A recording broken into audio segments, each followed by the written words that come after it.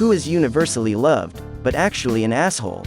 1. Old reference, but Gary Berghoff aka Radar, from Moss H.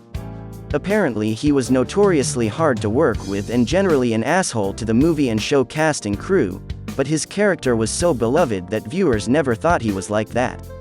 On the flip side, poor Larry Leanville, Major Frank Burns, was known to be an extremely nice guy, but got sneered at and generally treated like crap by the public due to his character in the show.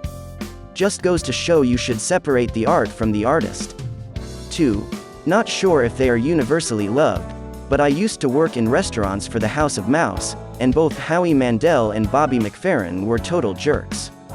Acted like they were completely above everyone else, and both of them let their bratty kids run screaming around the restaurant, always smart when people carrying hot trays of food are everywhere.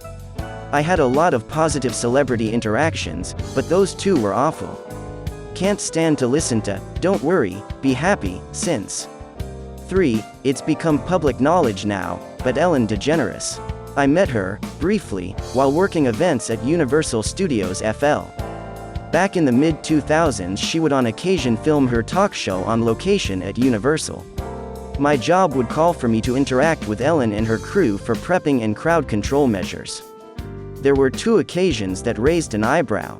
First was behind set. The show was getting ready to start and I went back to tell her crew that we were ready for her to make her way to the stage where her show was being recorded.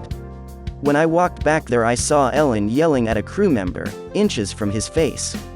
She was belittling him and threatened to leave him in Florida. Second occasion was brief but impactful. One of my coworkers was standing somewhat close to her, back to back with her.